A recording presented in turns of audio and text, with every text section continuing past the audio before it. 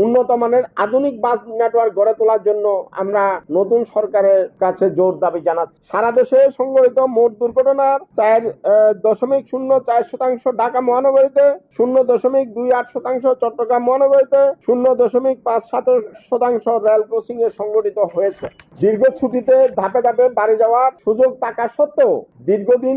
ধরে বহাল সড়কের নানান অব্যবস্থাপনা, যা আমরা উত্তরাধিকার সূত্রে বারবার পেয়ে আসছি, লক্ষ্যযোগ্য রেলপথ, যাত্রী সাধারণ অসচেতনতা,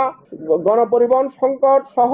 নানান কারণে কিছু কিছু পথে ভোগান্তি বেড়েছে। সড়কে প্রযুক্তির ব্যবহার বাড়ানো, দক্ষ চালক ও উন্নত বাস নেটওয়ার্ক গড়ে তোলা, আইনের যথাযথ প্রয়োগ নিশ্চিত করা, সড়কে আইন শৃঙ্খলা বাহিনীকে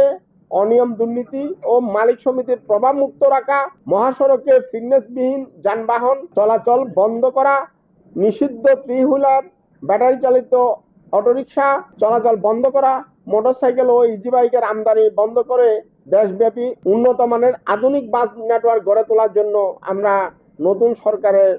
কাছে জোর দাবি জানাচ্ছি। দেশের সড়ক মহাসড়কে মোটরসাইকেল, ব্যাটারি চালিত রিক্সা এবং সিএনজি চালিত অটোরিকশার অবাধে চলাচল। জাতীয় মহাসড়কে রোড সাইন, রোড মার্কিং, সড়ক বাতি না থাকা, জেব্রা ক্রসিং এ হঠাৎ বাস উঠে আসা, রেল ক্রসিং এ হঠাৎ বাস উঠে আসা, সড়কের মিডিয়ানে রোড ডিভাইডার না থাকা, অন্ধবাকে প্রতিবন্ধকতা তৈরি, সড়কের নির্মাণ ত্রুটি, যানবাহনের নানাবিধ ত্রুটি, ট্রাফিক আইন অমান্য করার প্রবণতা, উল্টো পথে যানবাহন চালানো, সড়কে চাঁদাবাজি, পণ্যবাহী যানে যাত্রী বহন, অদক্ষ চালক, ফিটনেসবিহীন যানবাহন, অতিরিক্ত যাত্রী বহন, বেপরোয়া যানবাহন চালানো,